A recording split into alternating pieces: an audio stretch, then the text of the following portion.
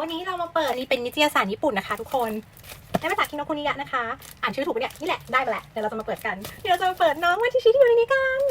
เราไปดูกันเลยค่ะเห็นเขาคิดกันนะทุกคนว่าเขาแบบเปิดนิตยสารญี่ปุ่นใช่ปะแล้วเราก็แบบตอนไปญี่ปุ่นเราก็ไม่ได้ซื้อใช่ปะแต่ไม่เป็นไรเพราะเราไม่เปิดคนไม่เจอจริงๆนะอันนี้เป็นนิตยสารใช่ปะก็จะมีนี่จ้าน้องวัชิชิอยู่ข้างในมันเลยกว่าซื้อเพราะอะไรซื้อเพราะน้องม่อนเท่านั้นเลยปกติน้องน่ารักแบบนี้เนี่ยดูทองเลยทุกคนน่ารักไหมทองน้องม่อนมากนี่จ้าวิน้องสีฟ้าแล้วก็คือมีสติกเกอร์ม่อนดิชิให้ด้วยอุ้ยน่ารักมากเลยทุกคนอ้างนะจ๊ะคอมเมนต์ไว้ได้เลยนะคะเป็นภาพการตลาดหรือเป็นภาพการ์ตูนก็ไม่รู้ไปแล้วค่ะขอบคุณที่รับชมค่ะบ๊ายบาย